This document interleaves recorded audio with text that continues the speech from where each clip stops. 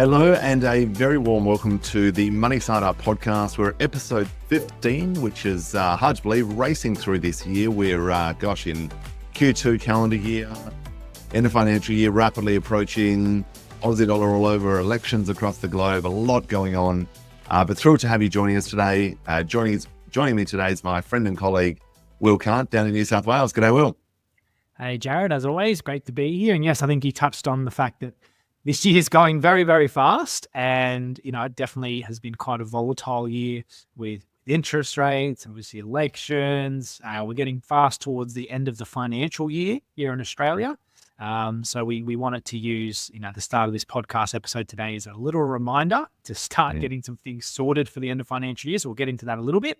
Firstly, though, for the lawyers, as always, just make sure, obviously, as you listen to this podcast today, you do not race off the back of it, make any drastic changes from the information we discuss. It is general advice, mainly it's factual information only. Obviously, if you guys want to make any changes or look through your financial position, get some tailored help from financial advisors like ourselves, accountants, whoever it may be. But yes, Jarrad, end of financial year in Australia coming up quite fast. Yeah. Well, look, it certainly is. And I think it's one of those things that not enough Australian expats give enough thought to. You hear all sorts of rumors. If you contribute to super, you'll pay tax on your income in Australia, which is just complete garbage. Or you go and buy shares, but there's just so much Australian expats should be thinking about. And especially while the Aussie dollar has been pretty attractive for, a decent chunk of time now. But maybe do you want to walk us through, contributions, what Aussie expats should be thinking about maybe? Yeah, of course. Look, there's a few key things when it comes to strategies right at the end of the financial year. And like you've touched on, superannuation contributions are usually going to be at the priority list there. Now, generally, when we look at superannuation, money can go in two ways. Concessional contributions, current limit is 30 grand a year, and that can be used as a tax deduction. These strategies are great if you've got any taxable income in Australia as an expat. So think of, rental income, or if you've sold a property and you've got a CGT bill, you can drastically reduce your tax liability there. The other thing that we can look at, a type of contribution, I should say, is non-concessional contributions. These go in tax-free. Current limit is 120,000 Australian dollars a year. Now, granted, if you're maybe in your 20s or 30s, superannuation is probably not the top of your priority list. If you put that money in there, you're locking it away until at least age 60. Maybe if in your late 40s, early 50s, late 50s, superannuation is something you should really start to be considering. If you've got some extra money lying around, as you said, the Australian dollar being quite weak and quite attractive to make that transfer, putting that money into your super before the end of the financial year could, drastically increase your wealth. Yeah. Once that money's in there, maximum tax on it's at 15% on the earnings. And once you meet that conditional release, you can access it fully tax-free here in Australia. So it does become very attractive. Now, most of the people we talk to, have the intention of eventually coming back to Australia. So superannuation, considering that at the top of your list and making sure it's ticking away like it needs to is quite important. Once the financial year ends, June 30 passes, you pretty much lose the opportunities that you had. So, you can't make those non-concessional contributions anymore. You can't really backdate contributions unless you meet some certain criteria. So really, really important to get on top of this quick and don't make the contribution, June 29th. Super funds will not like that. They sometimes take a few days to process the transaction. So mid-June at the latest is what we like to see. Another thing that I want to bring up that some people can really start thinking about is any other tax deductible contributions, strategies, I should say, here in Australia. So prepaying debt, interest on your debt with your mortgage or making sure you've sorted out all of your tax deductions here for the financial year. Again, if you have taxable income in Australia and you're an expat, that's getting taxed at 30% for the first dollar. So lots and lots that people can think about, and probably a bit of a deep dive there into what you can be doing. But yeah, it is quite important and can be saving you thousands and thousands of dollars. Absolutely. And I know, you've had this experience. Well, we've been on calls with joint clients over the years, and it's, oh gosh, if only I'd known this last year or over the last 10 years while we just sold those 5-6 residential properties, got hit with these huge capital gains tax bills, and we could have been using super to, offset some of that. And when you compound that, you're 100% right. Tens, if not hundreds of thousands of dollars difference, which could make, pretty meaningful difference to your life going forward. Yeah, and that's the thing. A lot of people, they don't realize that you can do this as expats. You're still very eligible to contribute to your superannuation. So get some help, get some advice. Obviously, every single person is different, and the amount that you should put in, if any, is going to differ to the person next to you. Absolutely. And probably worth mentioning as well, obviously we had the rate cut, that everyone was waiting for early in the year. So no doubt for the majority of people listening, if you are on a variable rate mortgage, particularly if it's an investment property, probably not a bad idea just to have a look at your cash flow in a financial year. How's that changed? Do you need to kind of adjust your strategy? Maybe that's reduced the amount of deductible interest. It may not be terribly meaningful over the last, sort of 2, 3, 4 months since that rate cut got passed on. But it might be something you want to plan for next financial year when your level of deductible interest is that little bit lower. Probably just worth mentioning. And of course, make sure your lender did pass on the rate cut and you're not with one of the very few that are on what we call the shame list that didn't pass that rate cut on. I saw a client the other day who was still paying in the 7%, which you should definitely be, somewhere in the 6s, if not the high 5s at this stage. So, make sure you're reviewing that. Make sure you're in an appropriate loan there. Now, Jarrad, we've got a pretty awesome interview today that I'm quite excited for. Kaisha and Elise from Expat Handovers. These guys started this business in Singapore to help renters, to help landlords, to help, pretty much anyone going through that lease agreement process. We'll get into their business and what they do at much more detailed level through the interview. But I think a good intro to that might be, if you've got any stories, Jarrad, potentially about, renting in Singapore. I know you and your family rent there, and it always seems to be something that we smirk and laugh about, some of the things that happen renting in Singapore. But do you have any recent stories that can maybe lead us into the interview today? Oh, look, so many. I've been here 12 years renting, and we've rented quite a number of places, moved quite a number of times. And it's, the short word is probably it's bizarre. It's very different to the experience in Australia for what most people would be used to, from, handymen turning up with no tools because they're also a taxi driver and an insurance salesperson during the day, to all sorts of weird and wonderful things like that, where a screw might be loose on a door handle, and that's a $200 call out fee for the handyman because the landlord doesn't want to do that. That's not their job, or they don't have a screwdriver. But in terms of specifics, probably the most recent one that we went through personally was our air conditioning was leaking. So just a bit of condensation leaking. There was basically the water pipe had burst. Landlord called the handyman, they came in. Long story short, they actually made the problem a little bit worse, and they busted the hot water pipe. So we went from an air conditioner leak being fixed to the hot water system now leaking in the kitchen. So we had the hot water system now leaking. That was leaking through the light fittings, obviously a bit of a hazard. So they came out and fixed it again, except they didn't actually fix it. They made the problem much, much worse. So the entire hot water system had to then be replaced. Now, here's where the story, apart from all of that, here's where the story gets quite comical. We were actually asked by our landlord and the agent if we would mind if they simply removed the hot water system and didn't replace it. Because what they had seen is that we don't use as much hot water in the kitchen as we use in the bedroom. To which I explained, well, that's probably because we don't actually shower in the kitchen, which I would imagine our neighbours are probably grateful for. So these sorts of weird, quirky little things to sometimes save a little bit of money might catch a lot of people off guard.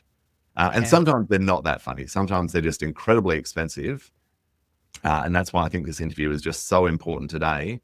Safeguard your bond, safeguard the outgoings. Don't sign things without knowing what you're signing. Understand there's just so much to really be aware of. Yeah, it's so, ludicrous sitting here in Australia to think that if someone said, oh, by the way, you're not going to have hot water in your kitchen, are you okay with that? I can't think of any person here in Australia that would say, what? Yes, that's fine. And, every single person would object to that here, and it would be ludicrous to ask that. But, in Singapore, it's a common occurrence by the sounds of it. Yeah. Not a day goes by, there isn't another story like that. And when it's, tens of thousands of dollars potentially that you're outlaying as your bond, it's a lot of money. So, I think whilst we can kind of laugh about it, For some, it is just a horrible ordeal that they're not used to. Something goes wrong, they're not aware of co-pays. But look, on that happy note, let's dive into our interview. I think the girls have got a lot to share. Very few businesses we've come across like this, and actually doing this properly. And whilst obviously they look after a lot of expats in Singapore, I think the lessons, the stories, the service really applies to expats renting anywhere in the world in terms of safeguarding bonds. So, Will, if you're happy to, let's dive in. Let's get into it. All right, a very warm welcome to our guest today. We're absolutely thrilled to have both Elise and Kasia joining us today from Expat Handovers. Now, for any Australian expats that have moved to really any new country, especially Singapore, you've probably experienced the Wild West journey that it is finding a place to rent, negotiating terms, and then the ongoing stuff that we have to deal with. So absolutely thrilled not only to know that there is a business like this in Singapore to help expats all over the world, but founded by friends, mothers, parents who've been on this journey themselves as well. So a little bit about the business, founded by Aussie expat friends, busy mums, Kasia and Elise, Expat Handovers, all about basically providing a personalised and importantly stress-free, interested to find out more about this one, experience when it comes to relocating within or out of Singapore. Now, both have sort of faced the challenges of moving to countries with kids, with pets, all that wonderful stuff. So they know firsthand what it takes to truly make that transition seamless. So we're going to dive into a lot today. What do you need to know about lease agreements, negotiating with landlords? What are the pitfalls? And absolutely thrilled to have you both joining us today. So first and foremost, welcome and thank you for joining us on the podcast. Thank you very much. Thanks for having us. Well, look, we'll dive straight in. So let's start with, I guess, one of the big, broad, high-level questions first. What are some of the biggest challenges, or is there just one common biggest challenge that expats face when renting in Singapore? Yes, so good question to start with. I think that there's certainly an assumption from people that Singapore is quite different to live from a renting point of view, and that is correct. They are correct in that thinking. It is a little bit, I guess, more regulated than you might have in other areas of Asia. But I guess probably one of the largest challenges that you would find when you're moving here is finding a property that meets all your needs. So if you're moving from, a westernized country, be Australia, the UK, America is a big one, you're typically used to living in what Singapore classifies as a landed property. These are larger style properties with grass, garden areas. It is an area, or I guess a type of property you can get in Singapore, but it is obviously far more expensive. And I guess that brings us into the next challenge, which is the high pricing of rentals. So Singapore has one of the strongest year-on-year increases for rental prices, which is driven highly by the percentage of expats that live in Singapore. So people are often quite surprised at just some of the prices of what you can actually get for the amount of money that you're paying. The process itself, and that's kind of, you touched on it being a stress-free experience. We do try to make it as stress-free as possible.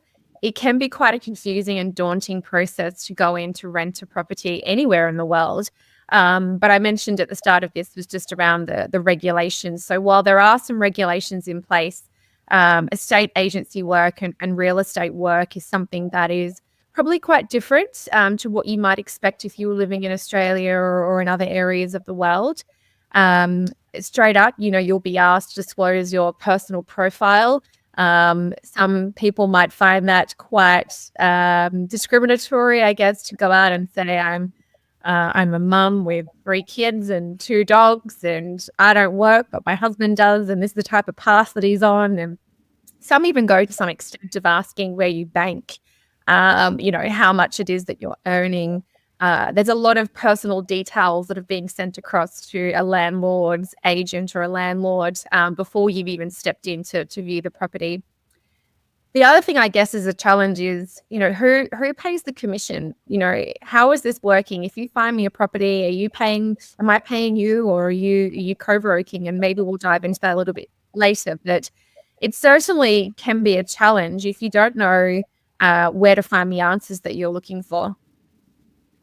Absolutely. Gosh, you raise, so many interesting points there. I must admit, it was one of the probably most jaw-dropping things when we first moved to Singapore. And I mean, we're going back 12 odd years now, and you read the ads and it's certain races need not apply. And coming from Australia, which is, very much against anything that even hints or smells like something like that. And gosh, what a Yeah. shock. And rental prices, gosh, very different to Australia. And not to suggest the cost of living crisis in Australia is not real, but when you've got rental increases in Singapore of $2,000, $3,000, $5,000 a month, it kind of makes the $50, $100 a week in Australia increases look far more palatable.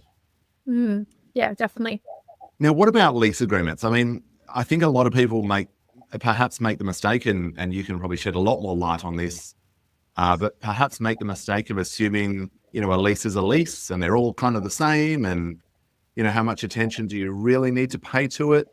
What are maybe some of the common traps or sort of high-level things people should read closely? And maybe where do people find themselves having signed something that they might regret a bit later on? Yeah, thanks, Jarrad. You actually hit the nail on the head. Singapore lease agreements do not look like any lease agreements, which I've personally not seen in Hong Kong or Australia.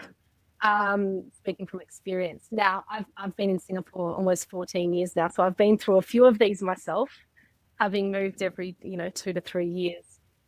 Definitely, the key thing that you do need to keep into consideration is read all the detail, read all the clauses. I know it's very easy to get a lengthy document that's 10, 15, 20 pages long, and just like any banking documents, you sort of skim through the terms and conditions.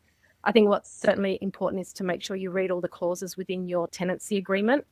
But even before you get to the tenancy agreement stage, when you put in an offer for a property, you actually sign a letter of intent, which you pay a deposit with, and it stipulates the initial conditions that you're willing to sign a tenancy agreement on. So it's definitely worth, if you have any requests that you're, that you would like to be met within the property, whether it's a condo or landed, it's to get those upfront and agreed with the landlord and the agent straight up, so that there's no miscommunication later down the track when you're just about to sign the tenancy agreement. So, examples of that could be, I would like my house freshly painted before I moved in. I would like a swimming pool installed in my backyard. It could be anything from installing a fan in the bedroom. Get that up front in the letter of intent. But in terms of lease agreements, the ones which expats really should be looking out for is making sure I don't think it's something common even at this stage in Australia or even Hong Kong. Is in Singapore, it's quite stock standard to have a 30-day defect period. So consider that like a warranty. So from the day that you move into the property, you have 30 days to raise any defects, and the landlord will be 100% responsible to fix those defects. So making sure that that is stipulated in the tenancy agreement, and even the letter of intent is really critical, because a lot of the time, you view lots of properties before you decide on the one. You might miss minor details, things might not be working, an oven light, a range hood fan, even little things like that can add up to quite a considerable amount of expenses. The other thing that expats really need to make sure that they have in their tenancy agreement is a diplomatic clause. What that basically means, it allows you to break the lease after 12 months after serving your 2-month notice period. So if I take a step back, a standard lease in Singapore is 2 years.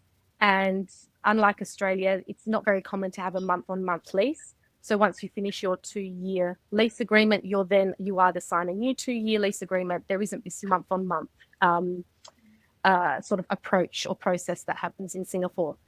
So to save anybody being locked in, should they be repatriated out of Singapore, make sure you have the diplomatic clause included in your tenancy agreement. What that means is you only need to serve a minimum of the 12-month lease agreement, plus then 2 months notice period, so minimum 14 months. So it's really critical to get that diplomatic clause, because as expats, we know that at any time you could lose a job, your company might move you to another country, anything can happen. and you don't want to be stuck with the high rental costs for a whole 2-year period. And what another thing that we strongly advise, and a lot of the agents do advise, is around making sure that you sign a 2-year lease, and at the end of the 2-year lease, you don't sign a renewal particularly, but you sign a fresh 2-year lease agreement. The reason for that is, and we'll touch on this in a bit more detail later, there's little protection for tenants in Singapore. And the only recourse really that you have is the Small Claims Tribunal, where you can have your case. If there's any disputes between tenants and landlords, you can have your matter heard by a mediator. However, they will only accept your case if your lease has been 2 years or less. So if you sign a renewal, you will not be able to go to the Small Claims Tribunal. Of course, the other recourse is, if you can't go to the Small Claims Tribunal, is that you engage a lawyer, but we know that that's quite expensive. So it's actually the first option is to negotiate with your landlord.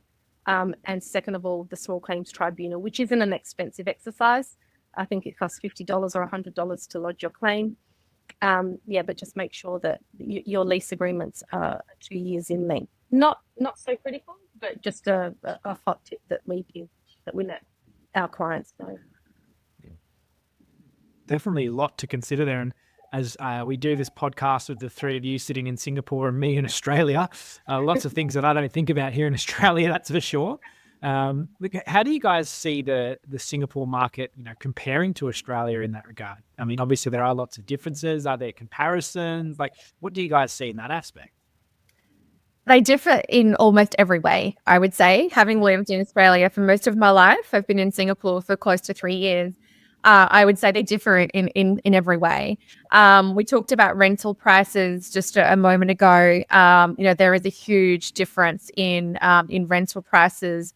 In Singapore, they are quite high, relatively due to the limited land availability that is on this little red dot. And I think, in Australia, there is far more options for type of properties to live in as well. You have less people that are seeking that kind of city fringe, fast-paced lifestyle in Australia. Yes, obviously there are in the main cities where rental prices are driven up quite considerably. But, you can live quite comfortably, in a suburban area, not too far from work to get to if it is in the city in Australia. And therefore, I guess there is more variety, more options to look at if you are living in Australia versus Singapore. Everything in Singapore is quite close. I would think that, comparison as far as lifestyle, Singapore is much more fast-paced.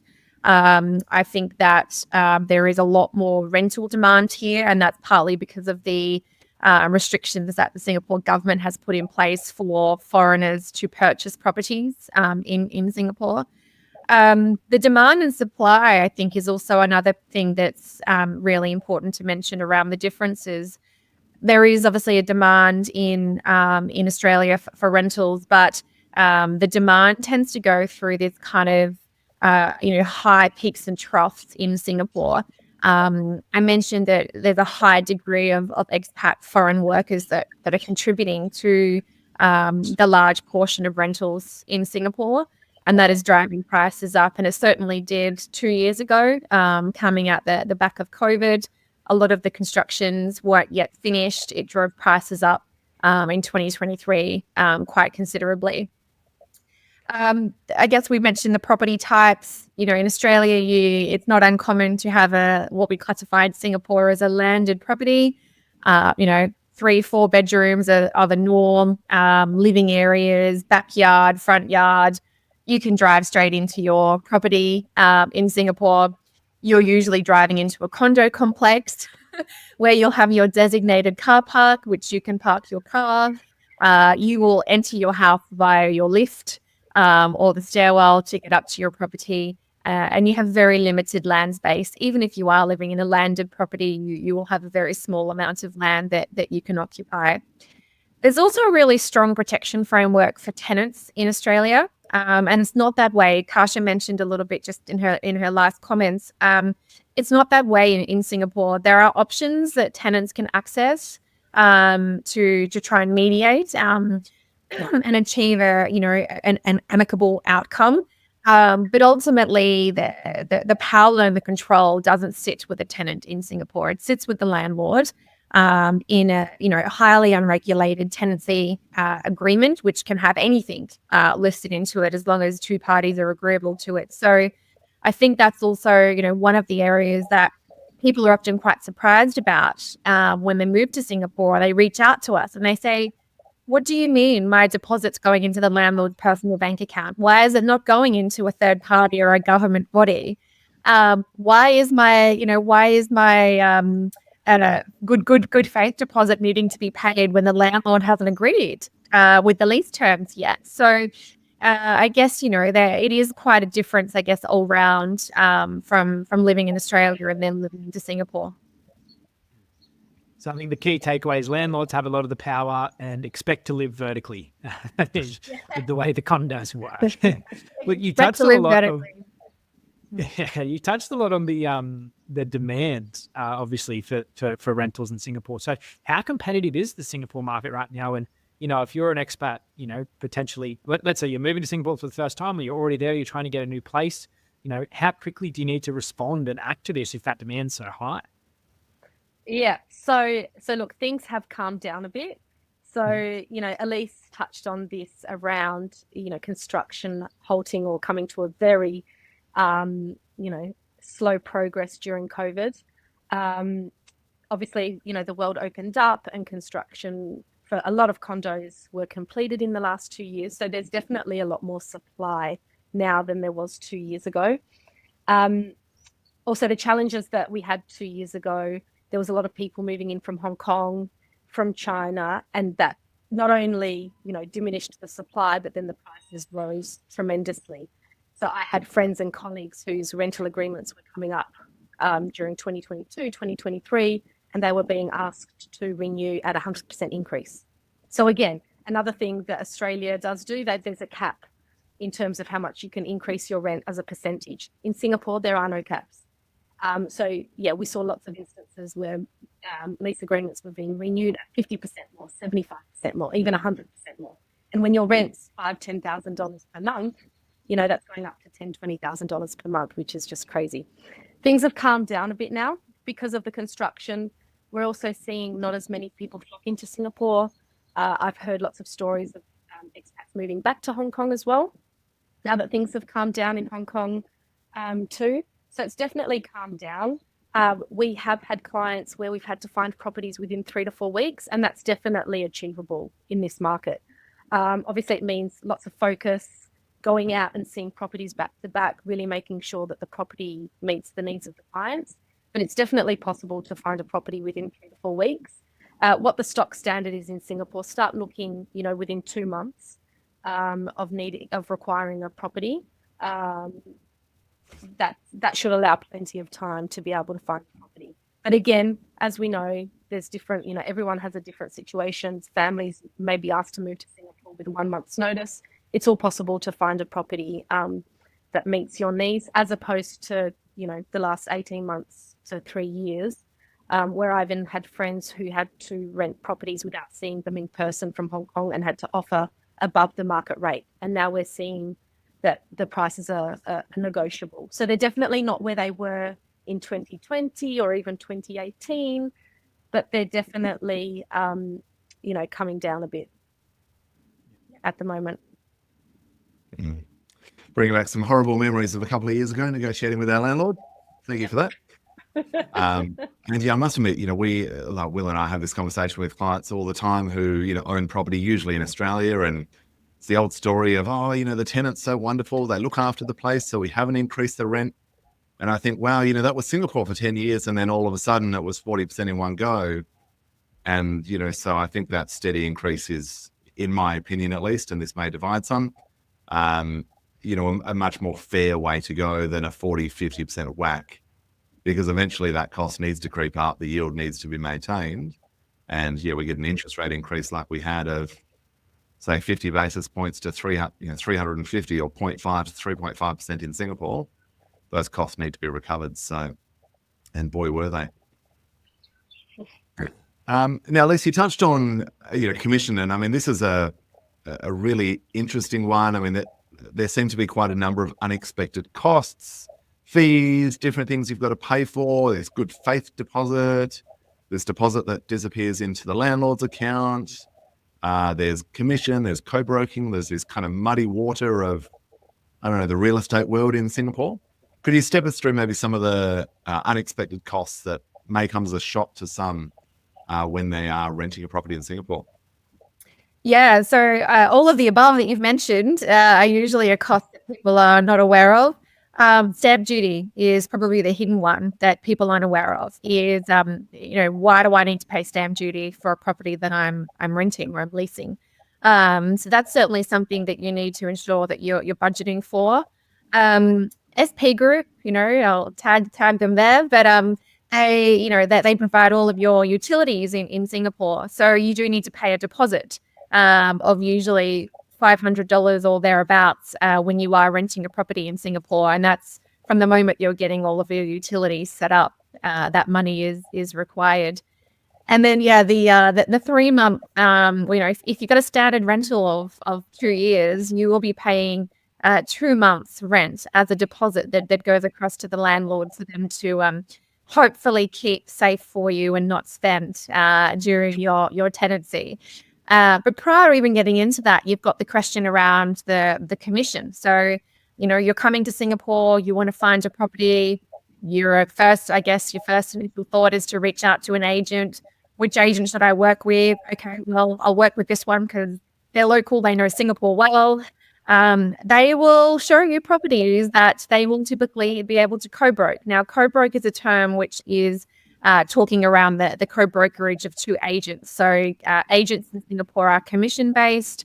They will basically share the commission that they receive for a property and split that 50-50 in most cases for the transaction, a successful transaction of a rental property.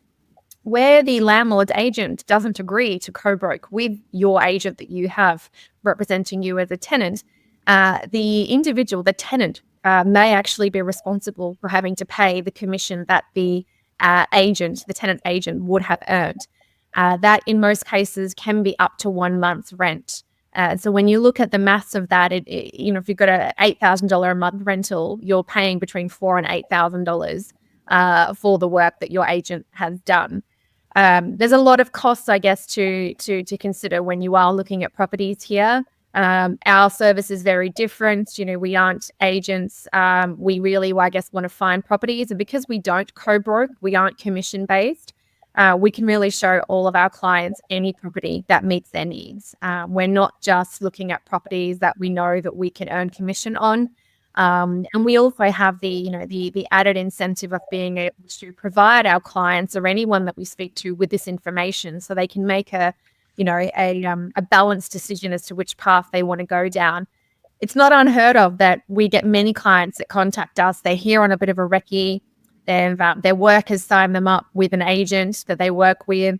They've viewed 10, 15 properties. None of them hitting the mark. Why isn't this agent getting what we're looking for? They'll contact us and say, we just need help. We need someone that understands what it is as an Australian, as a Westerner, as an expat in Singapore, of what it is that we're looking for. We weren't advised that we need to pay all of this, and now you're saying that we need to do that. So we really are trying to make this process as transparent as possible, and to really just build education and awareness around what some of those hidden costs are and what our process is and how that differentiates to a typical engaging agent process.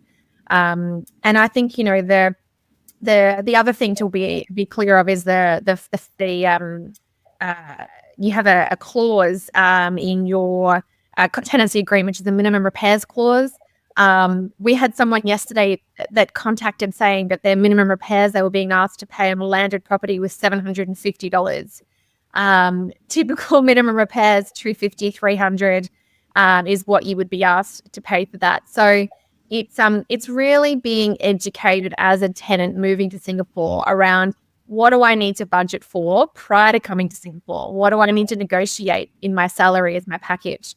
My wife may not be working because it's really hard for a dependent spouse or husband may not be working if you're coming across for the wife's role.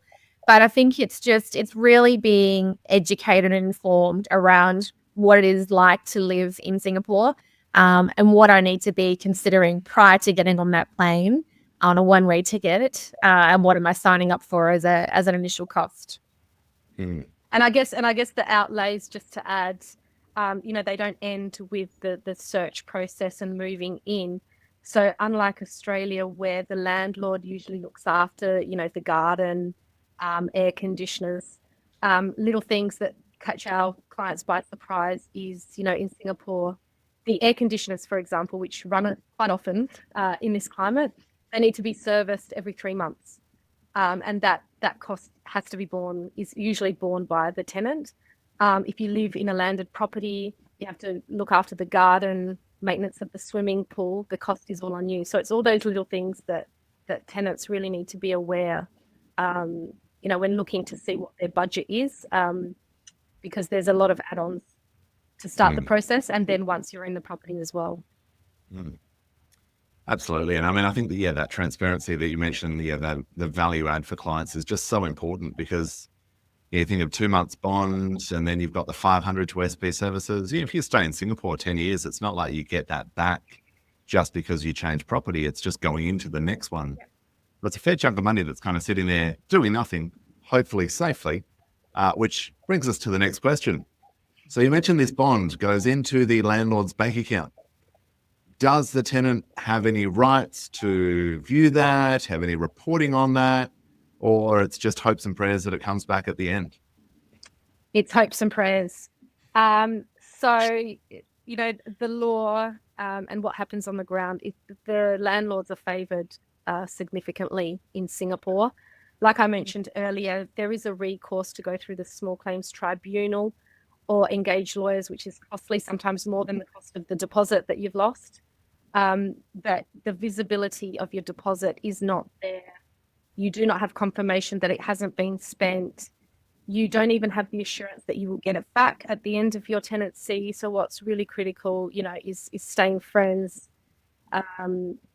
being friendly with your landlord, not causing damage, getting the condition reports to make sure that the state of the property is properly documented. But unfortunately, unlike Australia, I guess the landlords are favoured. That's an easy one to answer. There Definitely making me want to move to Singapore less and less, that's for sure. If the tax rates weren't so good and the income wasn't going to be so high, definitely bringing a few points down on the peg for Singapore, that's for sure. You guys touched on lease durations a little bit as well too. You said that, I think from memory, it was 2 years is the average lease, but is that negotiable? Is that something that you do have a right as the tenant to negotiate that lease, or is it something that's set in stone? Everything in a lease agreement is negotiable, and this is the unregulation of these of lease agreements. So standard is 2 years in Singapore for a lease, and you can obviously negotiate if you want less than that.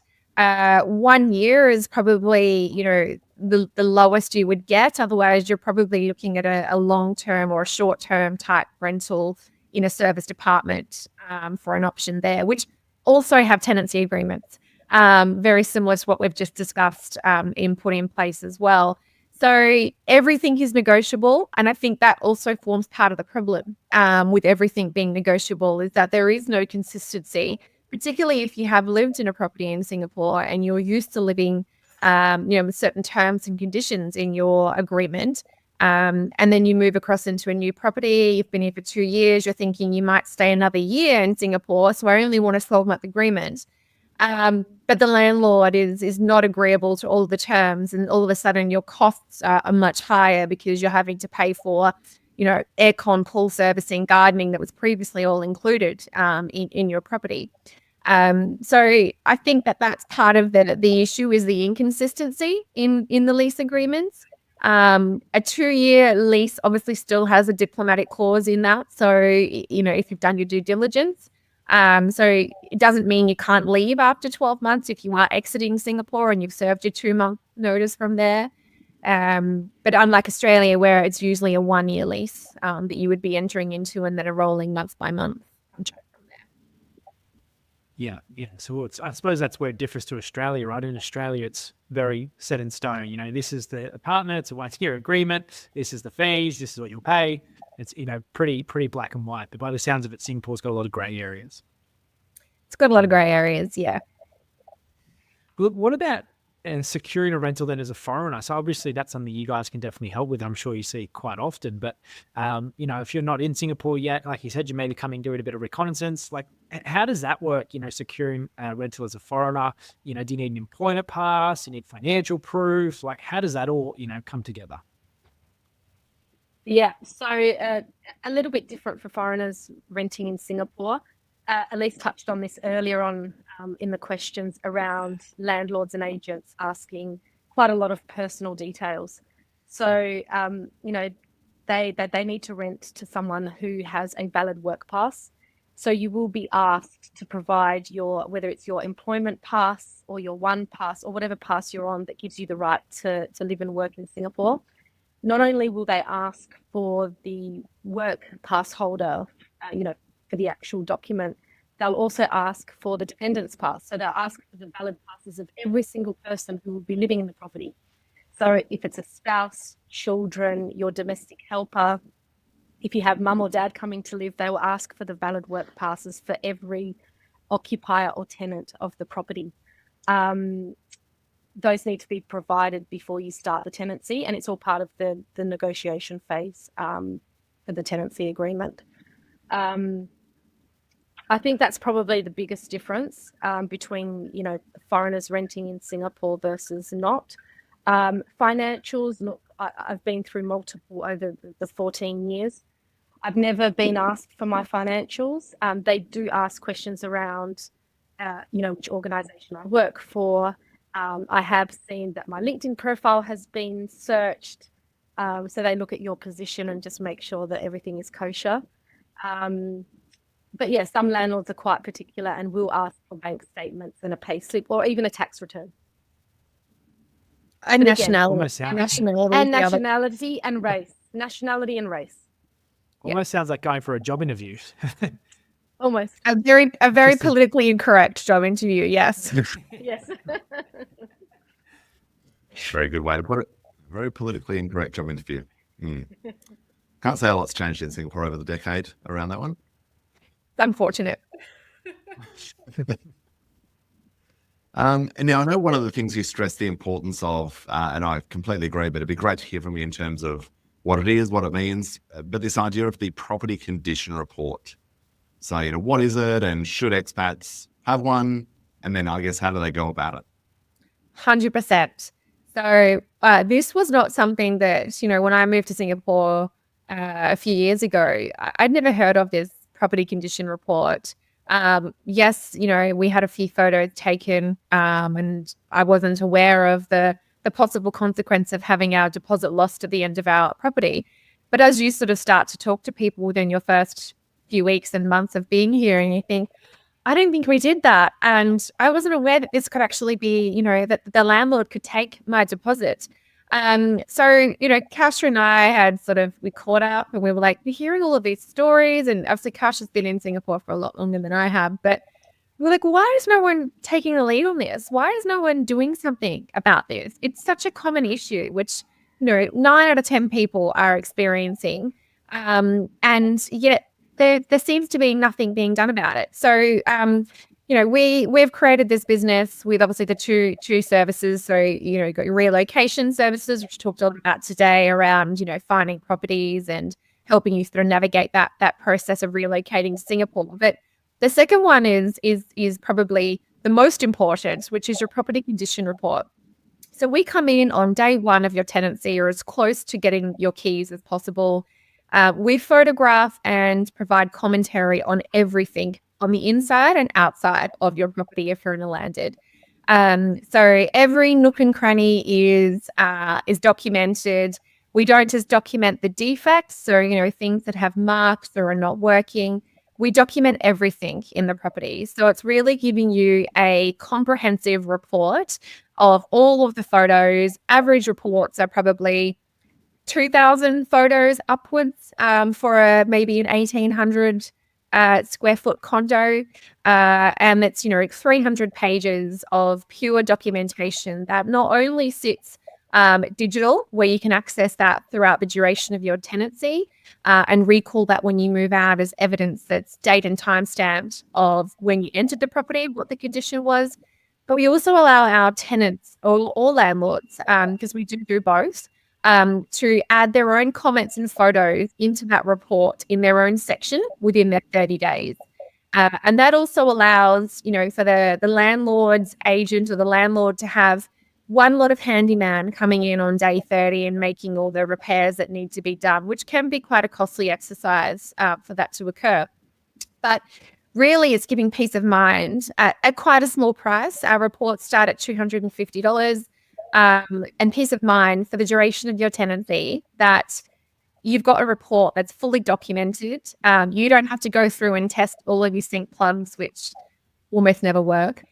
We test your hobs. We put our heads in your oven when they're off, but we test everything to make sure that every light, every heating element is working the way that it should to avoid, the hidden costs. Because after day 30 of your tenancy, you are bearing those costs, or at least the initial minimum repairs clause amounts to get those items fixed.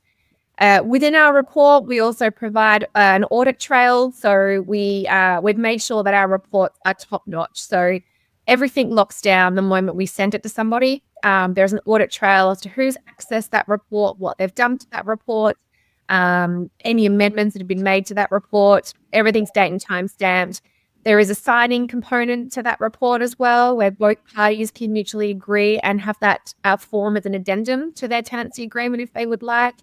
So it's really just something that everybody should be having, regardless whether you've lived in Singapore for 5 years or you've just moved here. The moment that you move property into a new tenancy, have that done. Or even if you are extending or, renewing your lease at your current property, there will be a clause in your tenancy or your renewal which will say condition as is. Now, what does condition as is mean? Well, that's why we have the report done. So there's older clients we've had that have reached out to us and said, I've been in my property for 7 years. It's pretty worn. We're signing another, year or two, and that's it. But we really want to have some documented evidence so that the as is now explicitly explained through photographic evidence and commentary as to what as is actually is. So yeah, I mean, that's kind of what the property condition report is. There's variations in Singapore. Since we've started with, there's a few copycats that have come into the play as well. But I think you really just need to be sure that you're comparing apples with apples, and that you are getting a fully comprehensive report that is going to capture everything inside and outside of the property.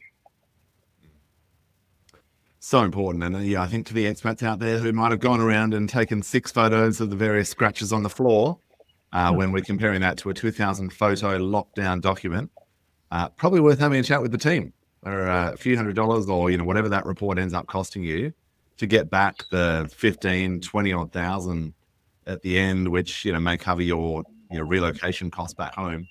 It's just such a saving and peace of mind. And I think anyone who's experienced the handyman journey in Singapore, the joys of that, that is also quite eye-opening.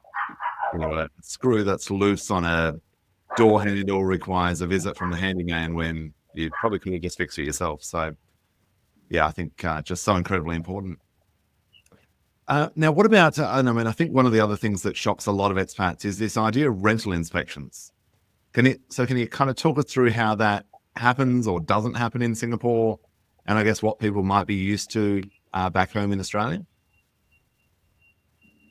Yeah, maybe I'll hand that one across to Tasha for a good story. No problem. So, look, during rental inspections, you touched on it before.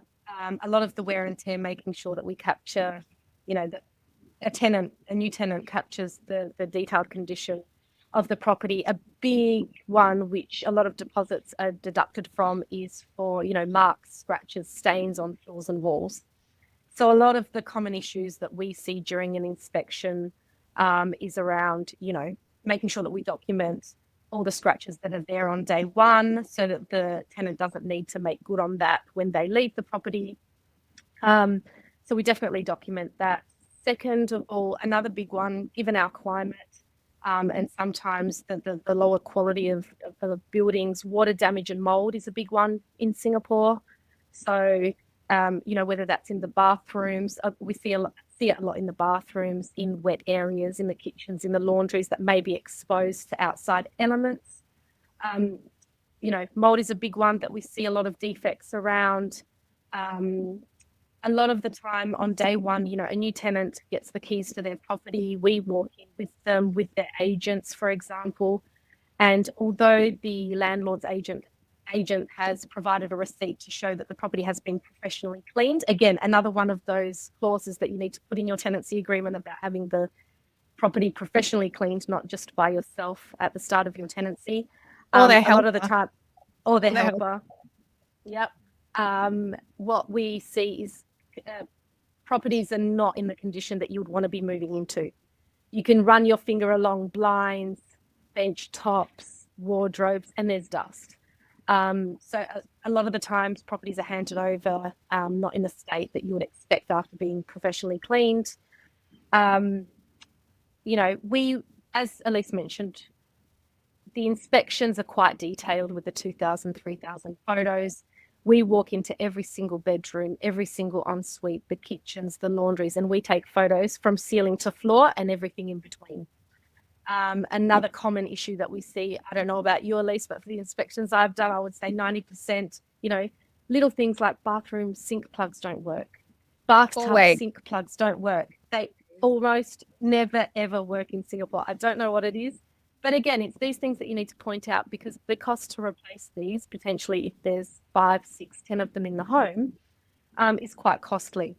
And I'll just add into that. The response usually when we find those is the landlord's agent will say, well, do you need the plug to work? And it's like, well, why wouldn't we? I mean, how is this person going to show you? Or how do you fill up a bath if it's not going to work? Some of the responses just in general when a blind doesn't shut completely and they're like, well, do you need the blind to shut completely? Well, yeah, we'd like to sleep at nighttime without the lights peering through or my neighbor seeing me getting undressed. Some of these responses are quite comical because I think, the assumption is that we have that they just are on the same page as us, that they understand where we're coming from and that if you're moving into a property and you're assuming that, your plugs are going to work. Even things like, you've cleaned the trays of the oven, but what about the top of the oven? Oh, but you can't see that. Well, no, actually, we want the whole oven clean, not just the bits that you can see that you pull out. It's just, you really have to probe into these questions and, where are the receipts? Where is the receipts of the curtains being cleaned? Because sometimes, and most times, unfortunately, the properties are not handed over in the condition that you would expect.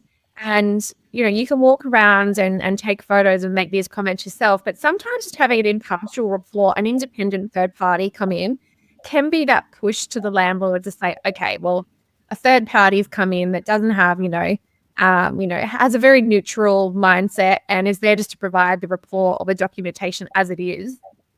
I'll actually get it done. And if not, then it's documented there. So when you move out in 2 years' time and, hey, the oven's still dirty on the top. Well, the oven was dirty when you handed it across to me. So I've just left it in the same condition for you. I think, it's really about having it there to protect, both sides. Because we do also have landlords that engage us quite regularly because we are neutral. We are there to make sure that they also get their properties back in the condition that they're renting them out. There is some really high-end properties. We did one this morning and, people are paying a lot of rent for this property, but the landlord has fitted it out with high-quality fittings and furnishings. And they want it back, in the same condition or similar condition minus some wear and tear.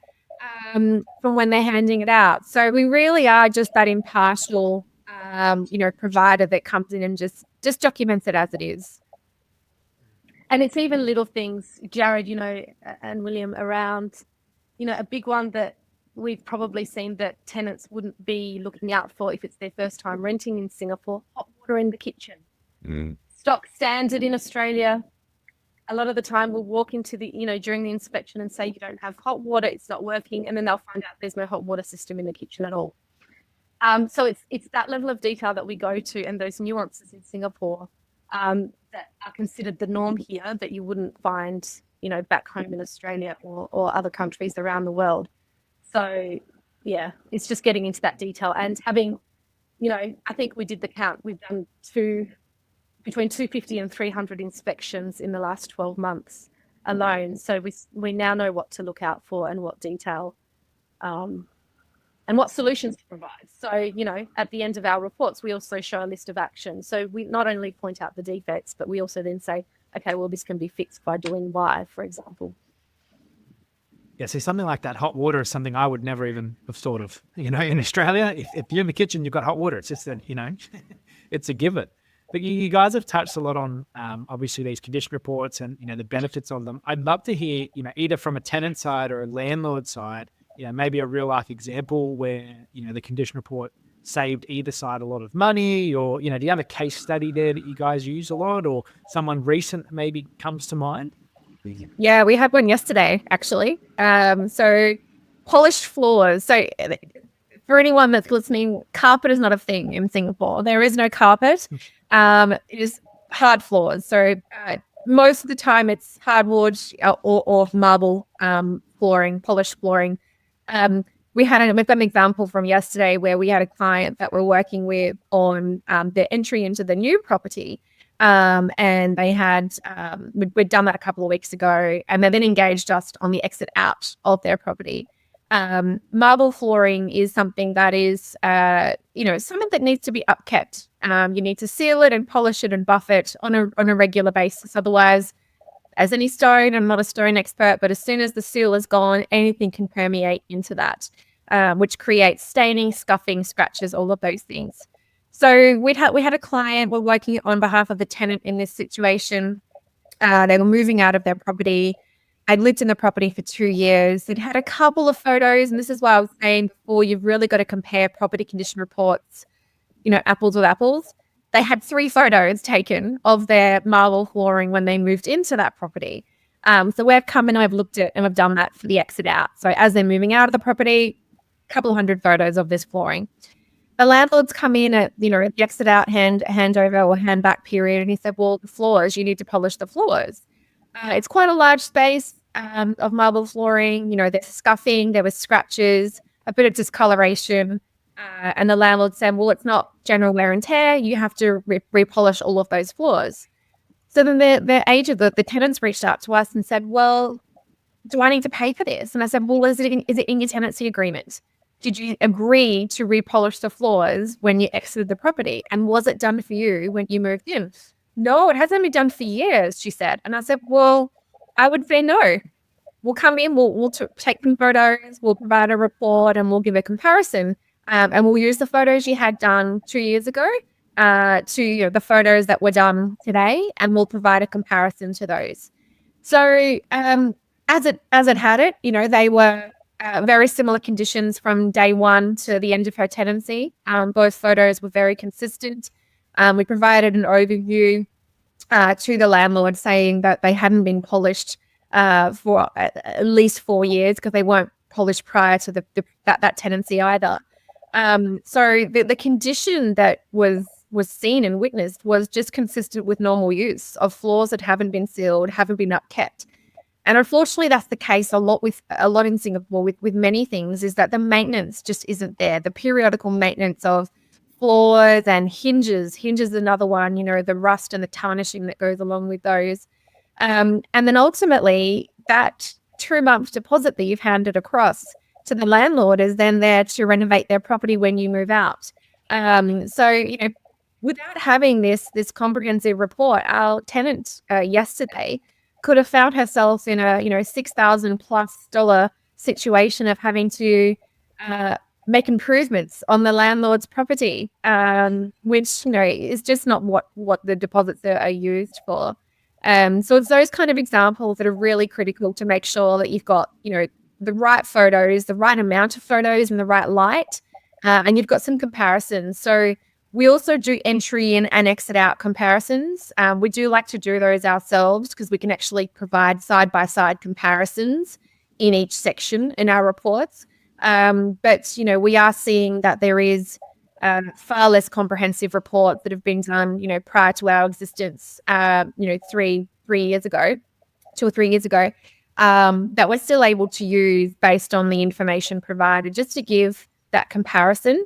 Because what we don't want is people having to make improvements or pay for things that they shouldn't be having to pay for. And that's where we were able to help out yesterday.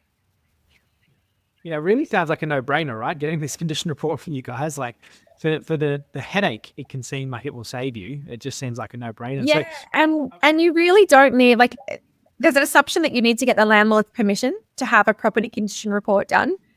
0% accurate.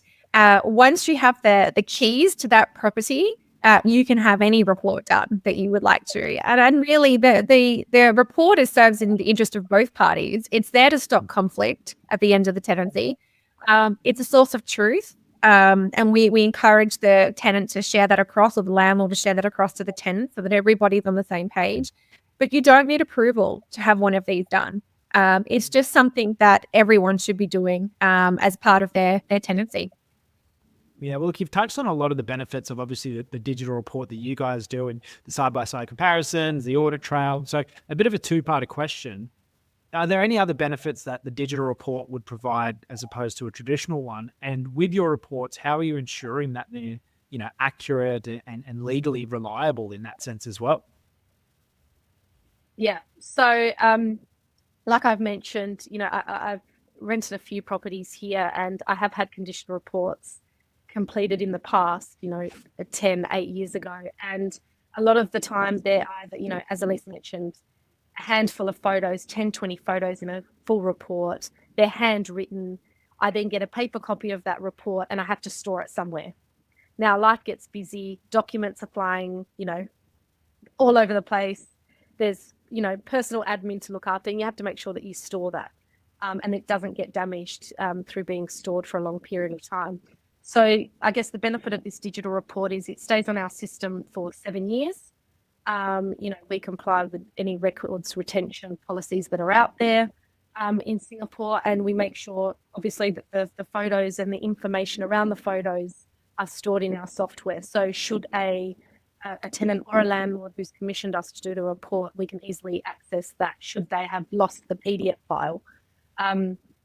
Our clients, whether the landlord or the tenant, will receive a PDF copy of the report. And in that PDF copy of the report, there is a link that takes them to the digital portion of the report. So it's easily accessible. And like we've seen, in the past, personally, but also with friends, colleagues and clients, is a lot of the time you'll take photos, you'll do your handover day, and you'll take photos on your own iPhone. You've got to store those somewhere, right? Either send them to yourself or store them in a file. Now, if you're in a lease for 2 years, 3 years, 8 years, it's going to be quite hard to find that photos, know which area of the house that photo was taken. So the benefit of our digital report is it's categorized in a lot of detail. So not only do we then categorize by, bedroom 1, bedroom 2, lounge room, we then subcategorize between ceiling, flooring, skirting boards, walls, things like that, sinks in bathrooms, shower doors and whatnot. So making sure that, we not only have that available in digital form, should you lose anything on your iPhone or in paper format, we also categorize it because, we forget where things were and which area of the house those photos were taken. So it's a very structured report that cannot be lost whenever the time comes for you to end your tenancy for that particular property. How do we ensure, your second part of the question was around how do we ensure, can it be used, held up against, a landlord or a tenant? As Elise mentioned, there's an audit trail to our report. So it's at the end of the report, there's a log of every time the report was accessed, who did that. All of our photos are time and date stamped, and that cannot be overridden even buy a lease and myself. So the time and date that the photo was taken, it's there, and every single photo is time and date stamped, so that the report is, completed in a comprehensive manner, which can be used whether it's taken to the small claims tribunal, or even before you get to the small claims tribunal, you can show your landlord, or vice versa, the landlord can show the tenant that, hey, this is the condition of the property on day one, everything is time date stamped with an audit trail. You cannot ping me, for example, for these unpolished floors. Yeah, makes an awful lot of sense. So look, I mean, I guess a lot to take away, a lot to think about, a lot to dive into. I mean, if you had to pick, say, just one, we've got a new Aussie expat moving from Perth, my hometown, moving to Singapore. What's the one best piece of advice you could give them when they're going down this rental journey? Choose your school first if you have kids. Choose your school first. Yeah, definitely. I would say work with a trusted provider to find a property who understands your needs and has your interests at heart.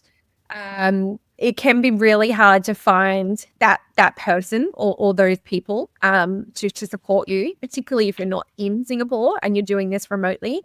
You need someone that fully understands what you're looking for. You need someone that understands where the expats are living. Is there lots of kids in that condo? Is there more locals in that condo? What are some of the issues? I mean, we know condos that have rat problems. We know condos that have poor water pressure problems. So we kind of know it all. But I think you really got to do your research. You've got to be educated, understand what it is that you're moving to, and also accept that there's going to be a point of difference from possibly where you're moving from. It may not be a complete matchup, but there's so many benefits and upsides to living in Singapore that hopefully it helps balance out that experience a bit better. No, that's brilliant. It's not often that we have guests on the podcast where we sort of plug the service, but I mean, this is just such a no-brainer. I think for every expat, Australian or otherwise, who is listening to this podcast, reach out to the girls. I mean, Expat Handovers, it's just such a peace of mind. Even if it just covers your flights back when you do leave the country, or you don't have problems with the landlord, or it's flooring or some other thing you think is relatively inconsequential. Just having that support, that trusted service, that team who actually has your interests at heart, not some weird co-broke deal that you know nothing about. It's just so important. So a huge thank you to you both, Elise, Katya. Really grateful for your time, sharing your insights, your stories. I'm sure there's a lot more we could dive into, but yeah, very grateful for your time and expertise today. Thank you very much for having us. Well, I definitely did preempt you that podcast was going to be an interesting one, or that interview, I should say, rather. The girls there from Expat Handover going through all the joys and, whatever else you want to call it that happened with the Singapore rental market. Some crazy stories there. I'm sure there'll be more to come as time goes on as well. It really just, emphasizes the importance of having someone in your corner, when you're going through this process, and it's obviously quite a foreign process for a lot of people. So guys, as mentioned, we will be releasing a new episode of the podcast on the last Wednesday of every single month. As always, we interview an expert every single month, ranging on topics from, repatriation to rental agreements, to buying property, to selling property, to superannuation, to wills and estates, you name it. If there's anything that you guys want us to, or any topics you want us to delve into, any experts you want us to interview, please reach out and let us know. We love hearing from our listeners. Podcast, as always, is available on all major hosting services. So Apple, YouTube, Spotify, wherever you listen to your podcasts, you will be able to find us. Brilliant. Thanks, Will. And obviously, if this does appeal to you, if you're getting value from this content, let us know. Leave us a review, 5 stars, please. We have constructive feedback. If you'd like us to change anything, obviously, we'd love to hear from you. And as Will said, if you have a topic in mind, or even you just have a story, personal experience, let us know. We'd love to hear from you. This podcast is hopefully about providing valuable, useful content. I've been an expat for a long time now. Will's been working with expats all over the world for quite a long time now. So, we have quite a depth of experience, and hopefully, that's providing some value to the community out there. But as always, thank you so much for tuning in. looking forward to seeing everyone next month. And as Will mentioned, get onto your tax planning. End of financial year is rapidly approaching. We look forward to seeing you in the next one. Until next time, guys.